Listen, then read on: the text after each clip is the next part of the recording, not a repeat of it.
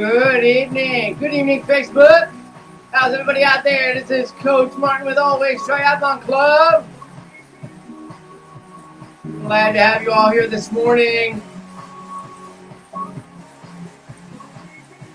Well, hello, everyone. Always Tri Club right here. Coach Martin getting you on a nice, easy recovery Zone 2 workout today.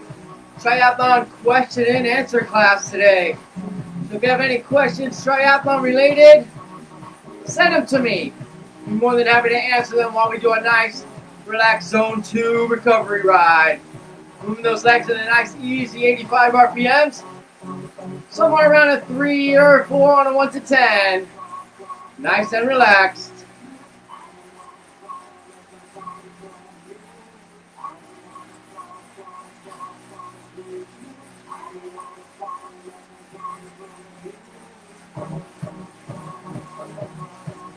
What's up, Terry? I got a new webcam. How's the video coming through? Can you hear the music very well? 85 RPMs, nice and relaxed. Steady through with the Zone 2 all the way today. Nice and relaxed. If you have any questions triathlon related, ask away. After about a nice, easy 10-minute warm-up, I'll go ahead and get started on my play-by-play for the Game On Half Ironman Aquabike Triathlon I did in Fort Pierce this weekend. Nice, relaxed warm-up. A little louder on the music for sure. There we go, bro.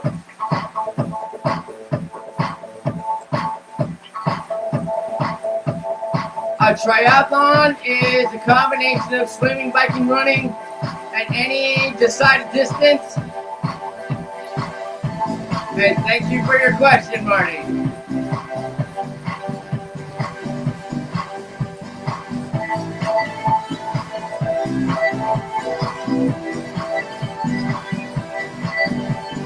Thanks, Kate. I got to sit around and drink recovery right and soda while Dave did his half marathon. He did an amazing job.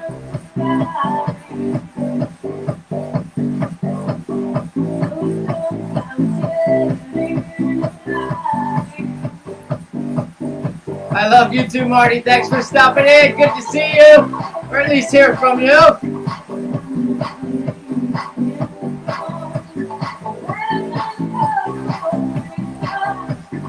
Just relax, easy, 85 RPMs. Nice recovery right here. Just getting to 45 minutes or so saddle time. Feel free to ask away for your triathlon questions.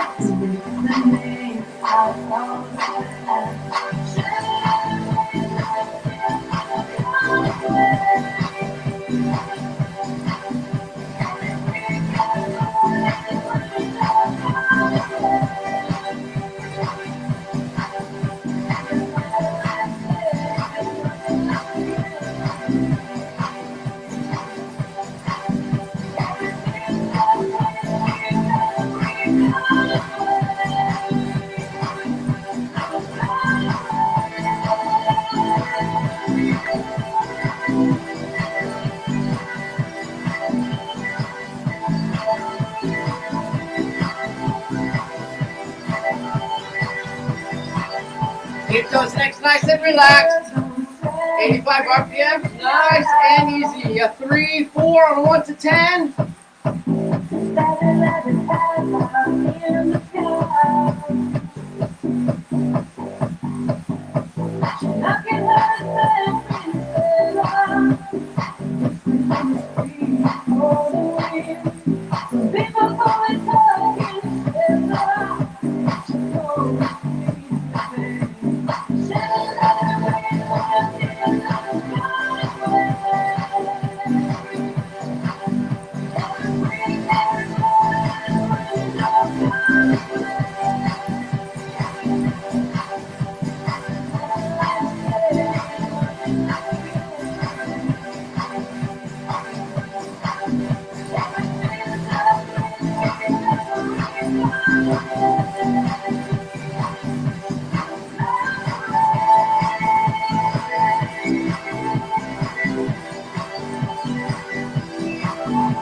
Keep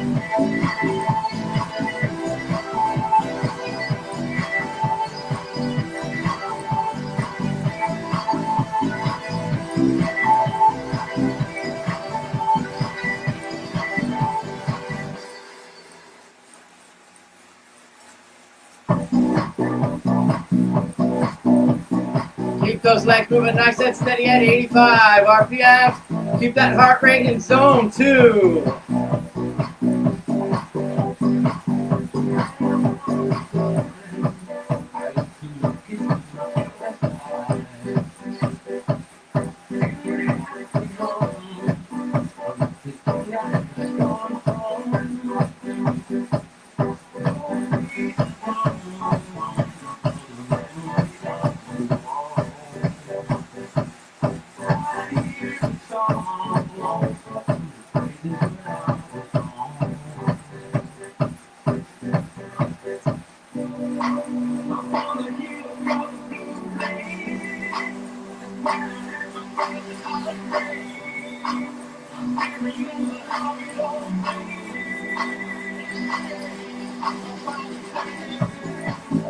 It is my pleasure to teach this class on Monday evenings. This will be a free class I will offer every Monday evening at 6 for the foreseeable future.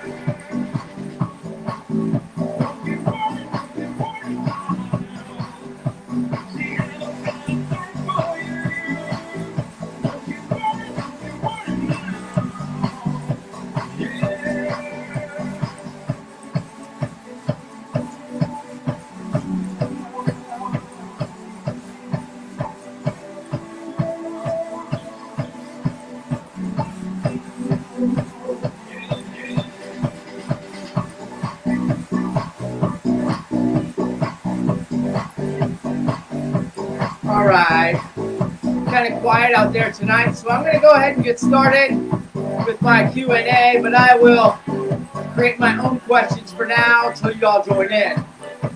Now, why are we doing this workout? Why are we doing 45, 50 minutes just of zone 2?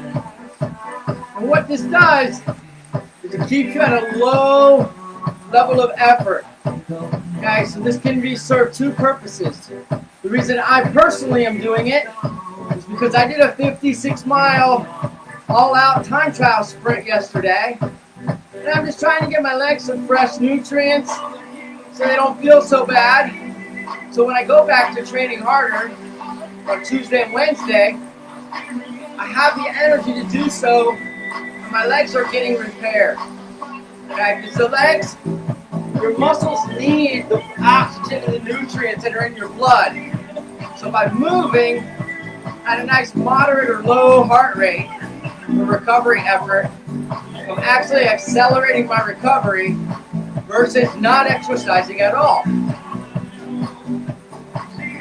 So that's why I do a recovery workout for about 45 minutes after a good hard race before I start to get back into building my training back up. I will actually spend about 2 weeks doing zone 2 work with minimal amounts of sprints for threshold efforts.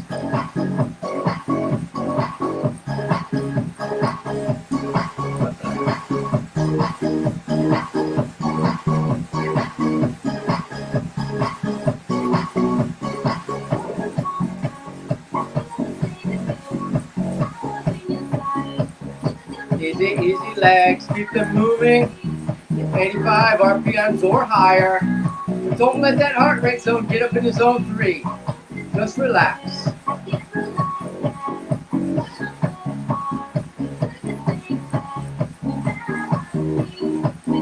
Trying a new way of recording these classes, so let me know if you notice a different look. If you like it, if you don't. Otherwise, we'll just hang out here.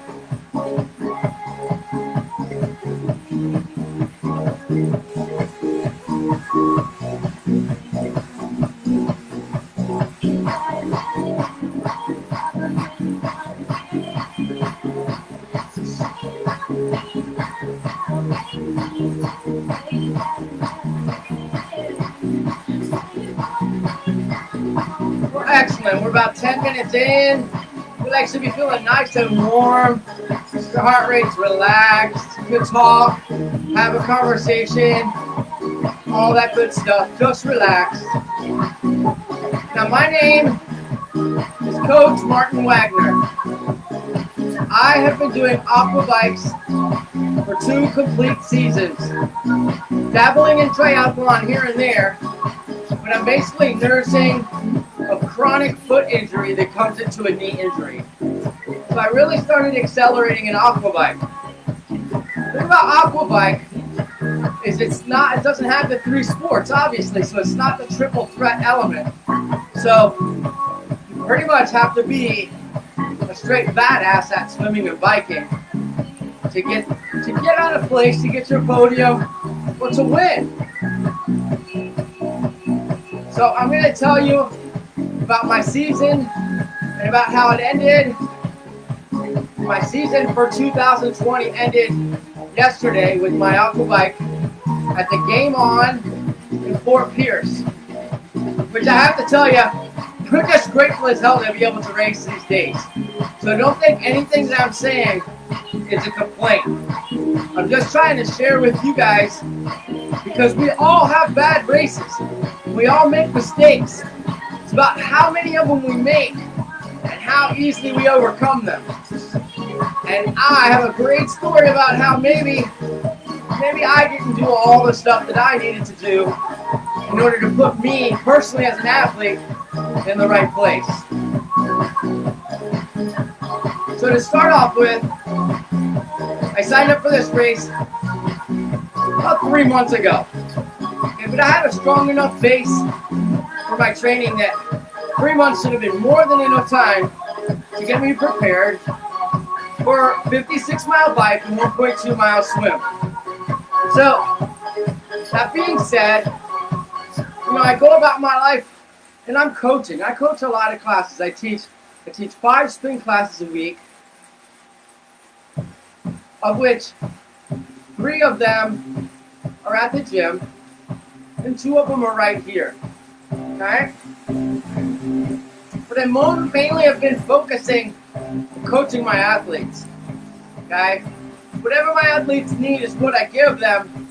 So my training didn't really take a front seat to all my effort.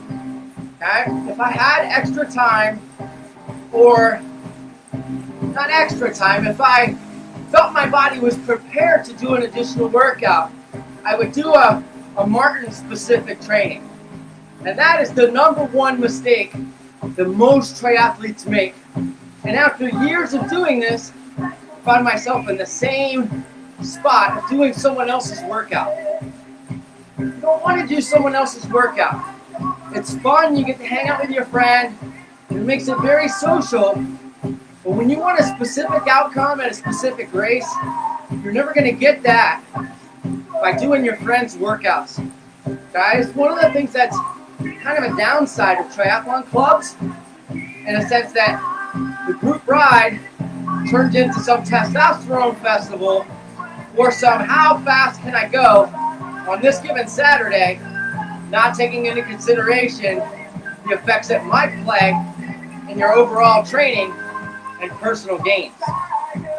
So I caught myself doing such a thing, and then, I went out and I did a race in Claremont, and I was very successful. And in very successful, I mean I was delusional about my success. Because when I break down the numbers, my personal numbers were not improving. I was actually on a decline.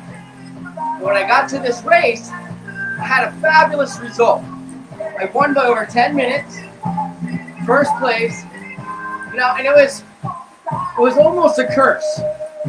Because from that point, I had this illusion that I was in much better shape and in much better position for this race than I did yesterday.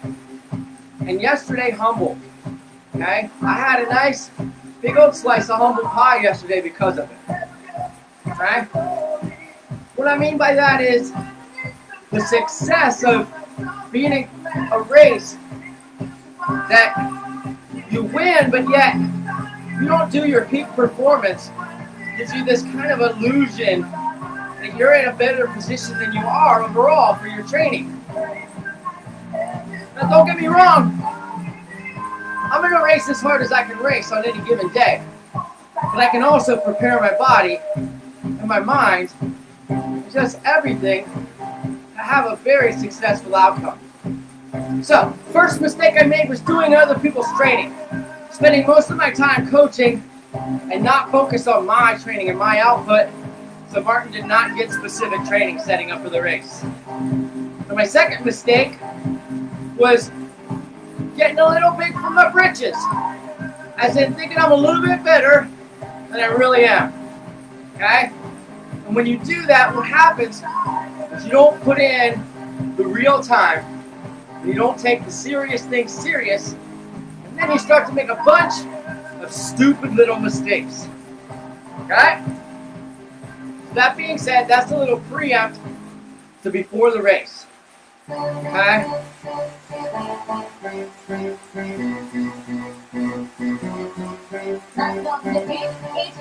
How about now, Mom? You got me?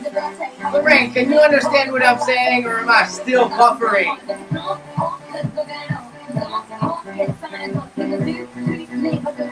It really appears that nothing is happening here.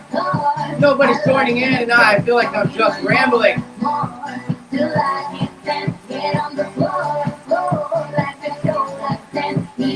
Let's see what happens here. I never did this before.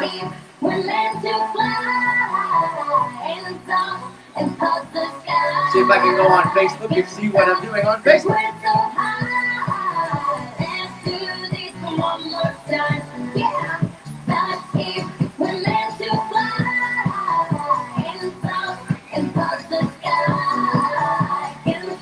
Well, it looks like I'm recording myself, so I'm going to get off of there.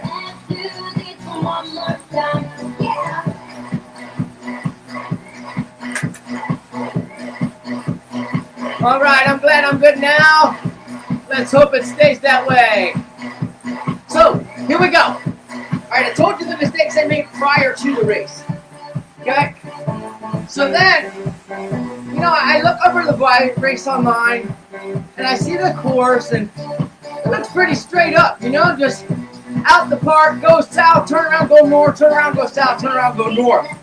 You know, so there wasn't a lot of studying of the bike course. But the weird part is the race morning when I got there, I couldn't quite figure out how I was to come out of transition, get on the bike, get started, and how I was going to get out to this main road from the park. And it was raining, and I don't want to blame volunteers because I love that volunteers come to races. Okay, but they were not educated on the course itself or how I was supposed to get to where I needed to go. So that was a little bad on their part. But it kind of my bad too. I could have showed up the day before, but I was busy. You know, I went out and I took my club out for a 2-hour ride. Then I taught a 90-minute clinic. And then I chose to drive 3.5 hours to the race. So that didn't really set me up for a good race. So I did not do the day before very well either. Yeah, getting into town around 7:30, 8 o'clock, trying to grab something to eat. I went and had a meal that was a good meal, you know, sesame seed,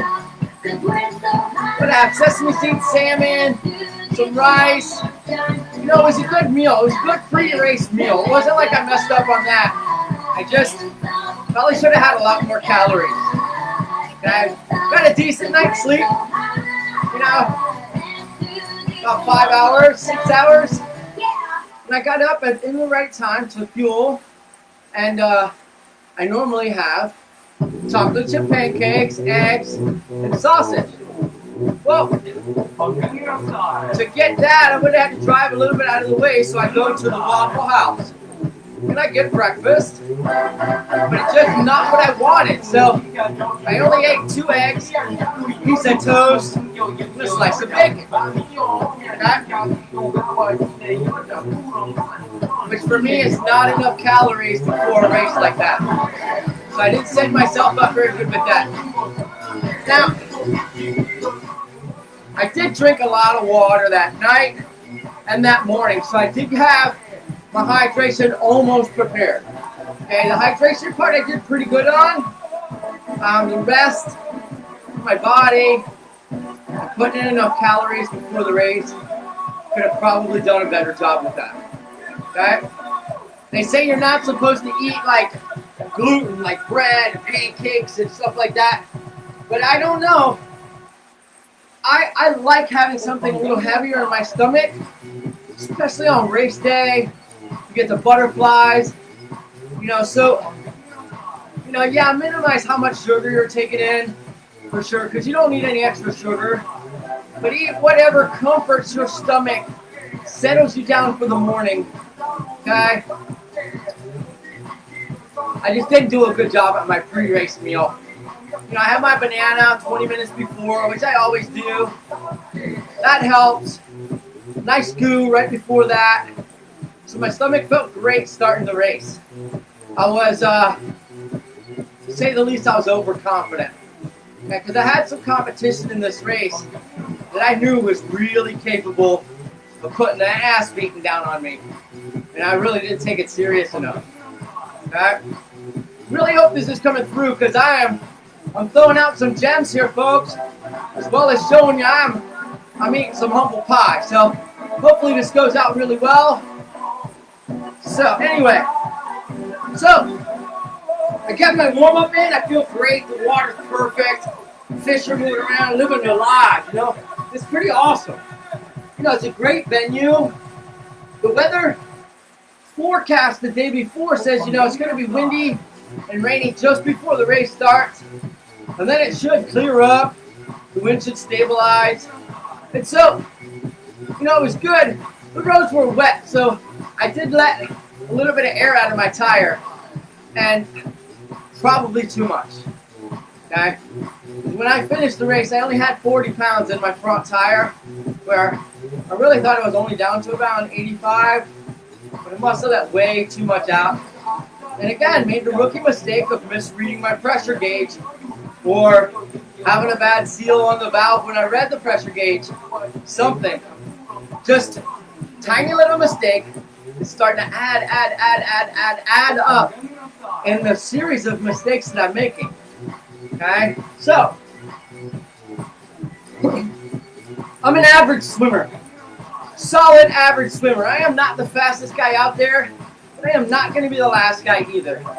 Okay? And I could swim forever. So, I don't really stress out about the swim. But I went out pretty casual. Nice start. Dolphin dives, nice and smooth. But I made a huge mistake. I started first. I lined up before everybody else because I knew they were going to do a staggered start, and I wanted to get out there. And my idea was that if I couldn't hang into the front, I would just catch a little draft off of each person that pulled by me. But what it did is it made me start to doubt why I chose the front. And listen, okay? Listen closely. I got inside of my own head, and I let one person after another swim by me. And by that strategy of thinking I was just going to pull off a little bit of each swimmer, what it did is it made me start to think about how much stronger my competition was. And while you're on the swim, setting up for a race, you don't need to get that mind fuck like that. Okay? I hope that doesn't hurt anybody's ears about what I just said. But you do not need to let anything get into your mind. There any doubt whatsoever. Okay, I wasn't insecure that I couldn't do the race or that I wasn't going to swim well or any of that.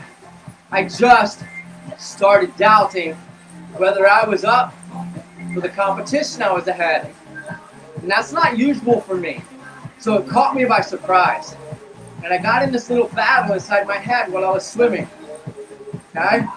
By the end of the first lap, one of my clients, Dave Dixon, awesome guy, super proud of his first season. He's doing phenomenal. Excellent open water swimmer. He will be someone to be reckoned with in years to come, if not next year, as he starts to mature into this sport. Okay? But I know he's swimming right beside me. Now, this guy started 2 minutes after me, halfway through the swim, which puts me at like 6/10 of a mile. Okay? And if you don't know what 6/10 of a mile is, think about 900 yards. So in 900 yards, I've already lost 2 minutes to my client. Solid average, solid swimmer, a little bit above average,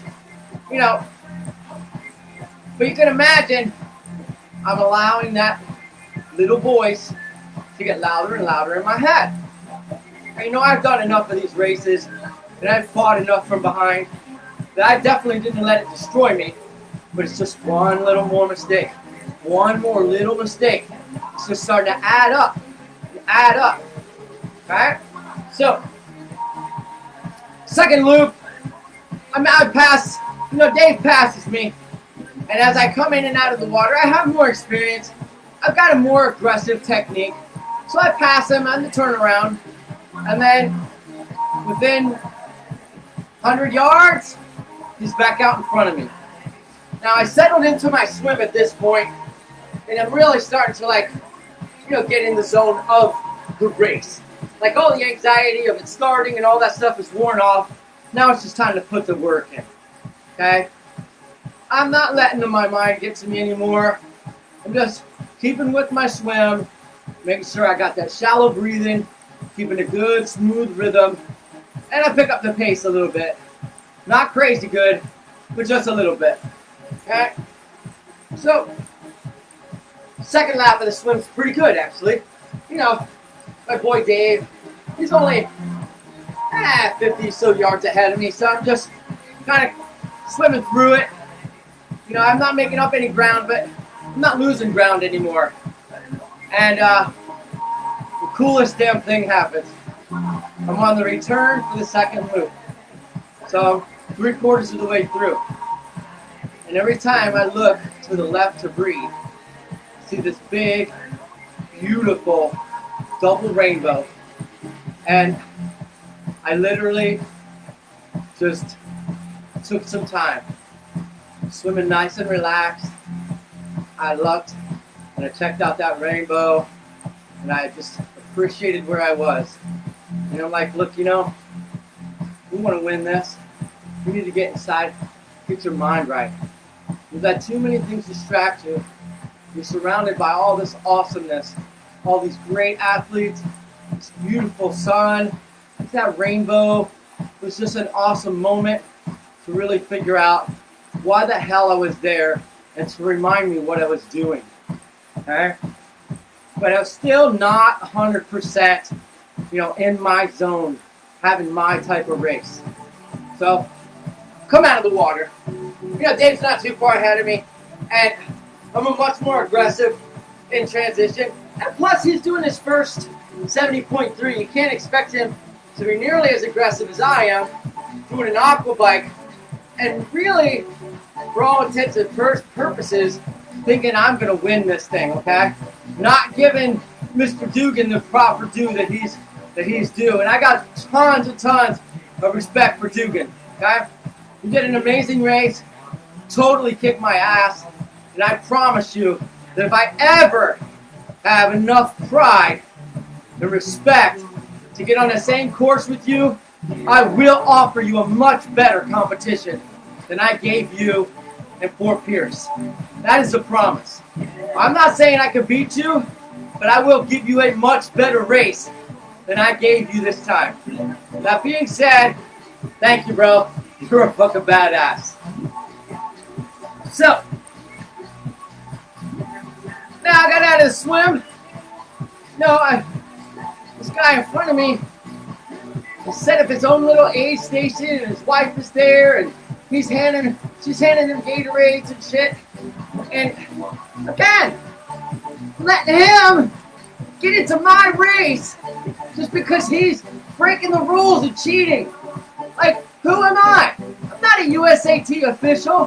Why am I letting this bother my race? Okay, so try to shake that off. You know, and I see this guy running with a Gatorade and, you know, whatever.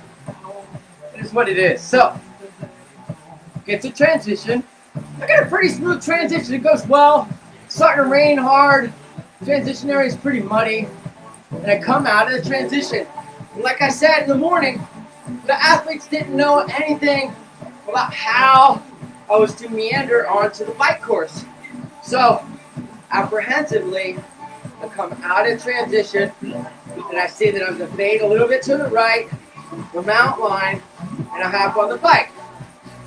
But as soon as I get on the bike, there's like cones to the right, cones to the left, because it was the bike and the run course was splitting like this. But that's not indicated on any map that they provided. None of the volunteers could explain that shit in the morning. So here I am, I go to the left, and they're like, no. And so I come, and I gotta ride through this muddy grass back onto the road to make the turn, and I drive past the one and only aid station on a 56-mile bike course. Okay, well, it's the first start. We just started. I got an Aero bottle full of water and an electrolyte bottle on my bike. I don't need that aid station. And I'm thinking, it's got to be more aid stations. Another rookie mistake, or just arrogance, or neglect, or something. I'm just blaming it on the fact that I had too many easy races throughout the season, and I let myself become a little relaxed, a little overconfident, and I'm paying for it on all these little mistakes. So, anyway, I ride past the first aid station, I jump on the bike course, and it's pouring. It's awesome. It's raining hard, it's windy as shit. My heart rate's 170. That puts me in zone 5. And I'm trying to maintain a certain speed and RPM and relax. It took me a solid 5 miles before I could get my heart rate zone into zone 4. So I give up 15 minutes of zone 5. And again, start getting inside my head. Being a coach and training for as long as I have, I know that you can't burn a match in zone 5 for 15 minutes and not expect to pay for it. You will pay for it. Okay? Unless your race is only that distance, you're going to pay. Okay? So, now I'm going into a headwind, so I'm thinking that, you know, I just get through this headwind, I'll spin, keep my cadence up, and I'll make up some time with the tailwind. And that's what happens. I hit the turnaround. It's still raining pretty bad, but, you know, I'm enjoying it because it's not hot. Okay, so, make the turnaround. And, granted, I'm killing it, man. The wind's behind me. Still raining like crazy.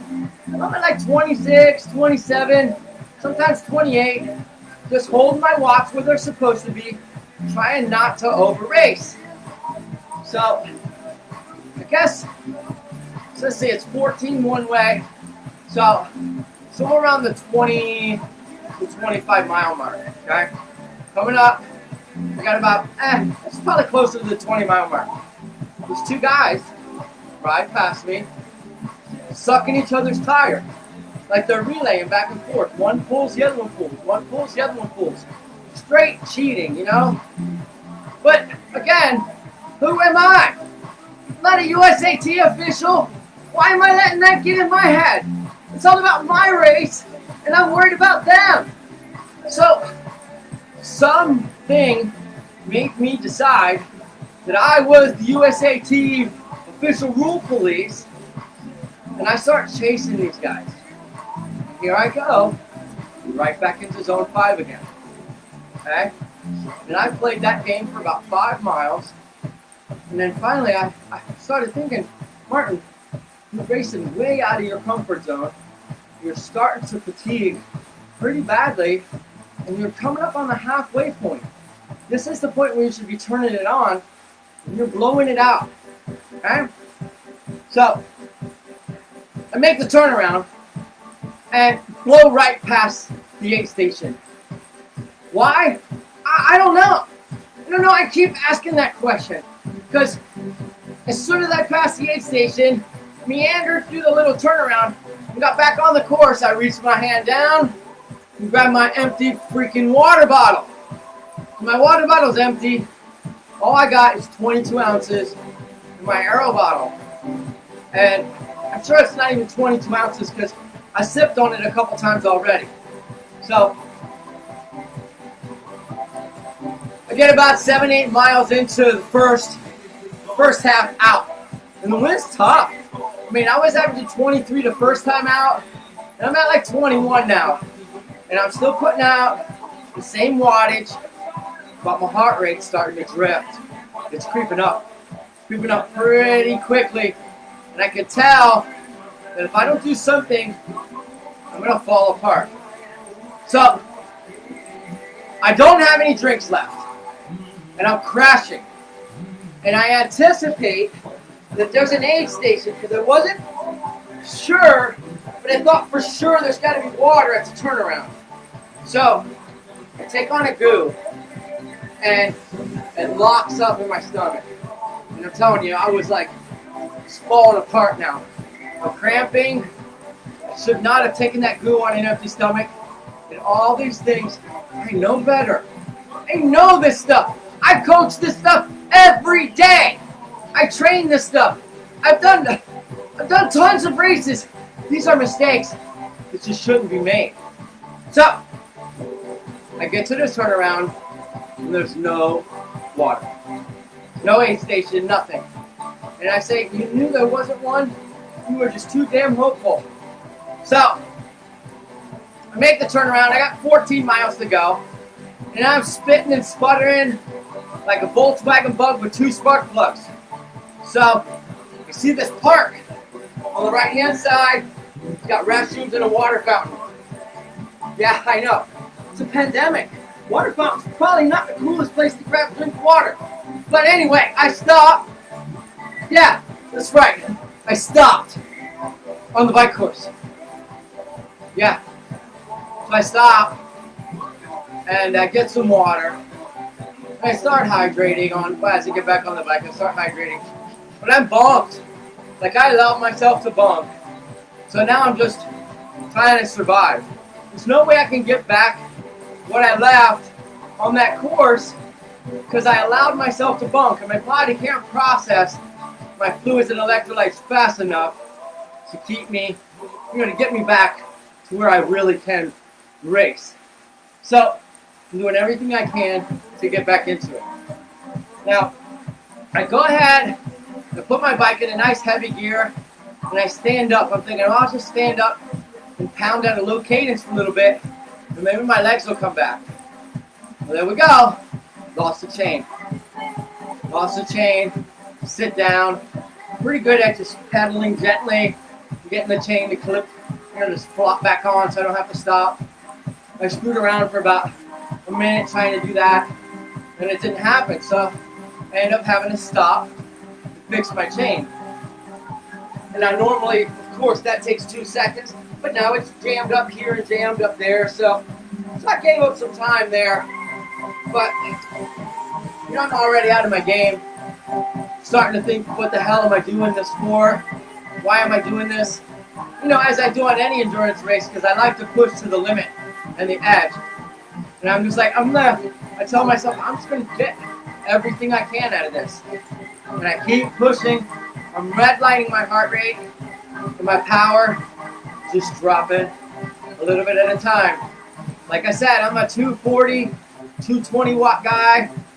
I'm huffing and puffing, pushing zone 5, barely pushing 170 at this point. So my speed's good, but it's not great. I know the guys I'm racing, they're going 25, and I'm going 21. I'm not going to make a great outcome of this. So, anyway,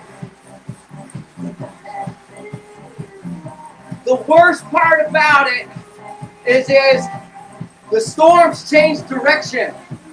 When I was on the return trip, on the first loop I had a tailwind. But on the return trip on the second loop, the winds have changed, and now I got headwind. So 3 rounds of headwind with 1 round of tailwind. And I just let it kick my ass. Okay? So, I never quit. I never backed off. I never let up. But I made a lot of mistakes. And I finished. And I was damn happy to have been able to do what I did. Okay? And every given day, you got to do the best that you can with what you're given. You can't expect every race to be perfect. Okay? That perfect race will come as long as you prepare for every contingency you can think of. Okay? But here's something I want to tell all of you, okay? My story's kind of wrapping up. So, I finished the race. I'm exhausted. I'm beat. I can barely walk on my own. I'm using my bike to kind of crush me around because I raced with everything that I had. And I see the preliminary results, and I got 4th. Okay? Now, 4th place overall, I mean, awesome. That's super. You know, you should be damn happy with that. Especially knowing all the negative mistakes, all the bad choices, all the little things that happened and added up. You should be really happy with the 4th place finish. And I was for the most part. But I started breaking down things and started itemizing all the mistakes that I had made. And then I figured, okay, here we go. This is going to be the best opportunity for you to have a comeback. And I'll tell you, I've had 4th place races before, and they have launched me into the most productive and positive bouts of training that I've ever done. And that's what the plan is. I'm going to reset. That's why we're doing a recovery workout today. And I'm calling myself out. I'm putting it out there. Everybody who's going to watch this video, everybody on my team, everybody I compete against, and I'm putting it out there. That was a stinker of a performance for Coach Martin. I will not ever present myself like that again. So, if you didn't race that day, and you didn't kick my ass, I'm not going to give you another chance. I won't make those mistakes again. Okay? And when I say this, when I'm coaching, and I say, don't do this, or do it this way, it's not because I read it in a book. Okay? I've read a lot of stuff in the books, and I've learned a lot from reading and studying about triathlon. But when I tell you stuff, it's usually because I've fucked it up already. And I know that if you make that choice, you will regret it. I am very glad I finished too, Lorraine. Thank you. I will not quit. I forgot how to quit a long time ago. So we're coming up on 45 minutes. Okay, I appreciate all of you coming in and showing up and listening to me ramble. And hopefully it didn't sound too bad. I didn't discredit myself. And you don't think, man, I'm going to find myself a better coach. But this guy, don't know what the hell he's talking about. Because I'm telling you, this is how I've learned everything that I know. By making a mistake, figuring out how to fix it, training the right way, and remembering to not get too big for yourself. There's always somebody out there that can whoop your ass. Okay? As soon as you think you're hot, as soon as you think you're the fastest, as soon as you think you're the best, and you skip workouts, and you don't make all the concessions, you put yourself through all the experience that you need to be prepared for the race, you'll have a race like I did, not worse.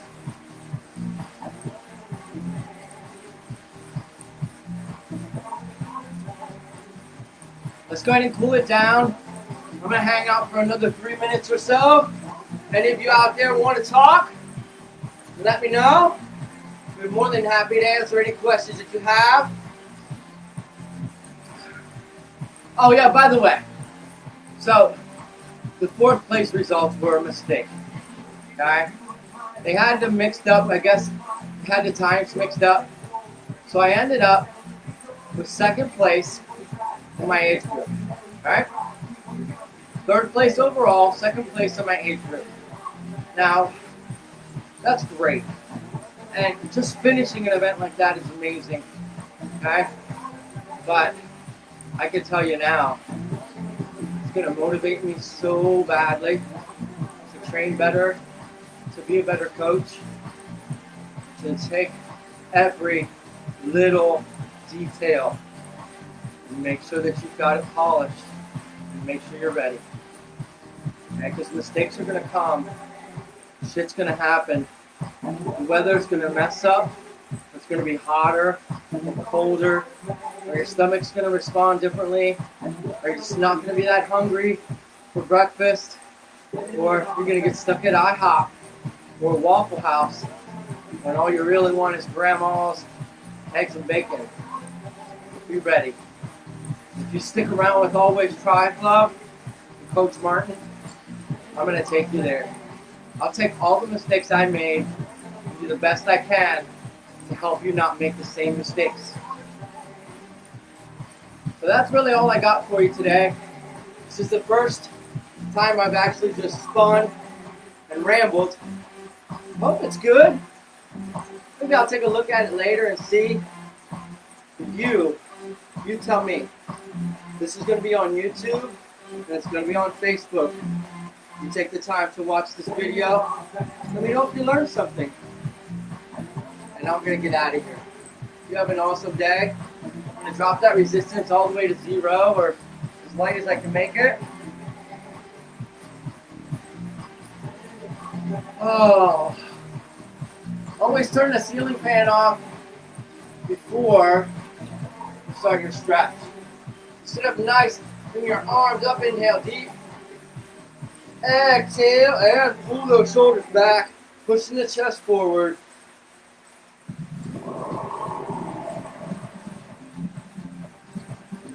You're welcome, Terry. I hope it was a positive. So some feedback on that would be greatly appreciated. I know you listened through it. Let's go ahead and bring those feet to a stop. At the parallel or 3 and 9 position. Press the heels to the floor. Feel those calves stretch.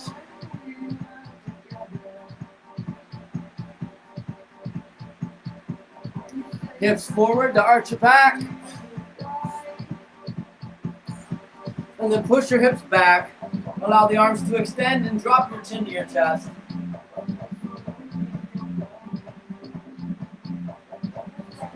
Coming up slowly, pedal to the opposite. 3 and 9 as you press those heels back down to the floor. And push those hips forward as you arch your back. And then back to extend your arms and drop your chin to your chest. Come on up nice and slow. We're going to get off the bike. We're going to hold the seat of the handlebars. Bring that heel to our backside. Stretch the thigh.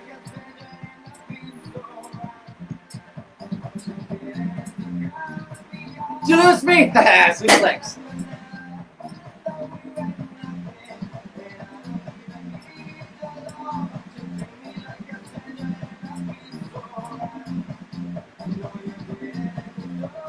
All right, feet hip width apart with an easy hang, no bouncing, just reach and stretch.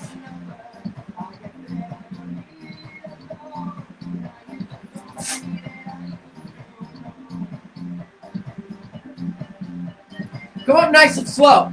Give yourself a hand. You stuck with me. You did an awesome job. Keep coming. Coach Martin here with Always Tri Club trying to share some wisdom, trying to share the love for this sport. I hope you have an awesome day, and I'll see you next time. It's free at 6:30 a.m. Wednesday morning. I'll see you then.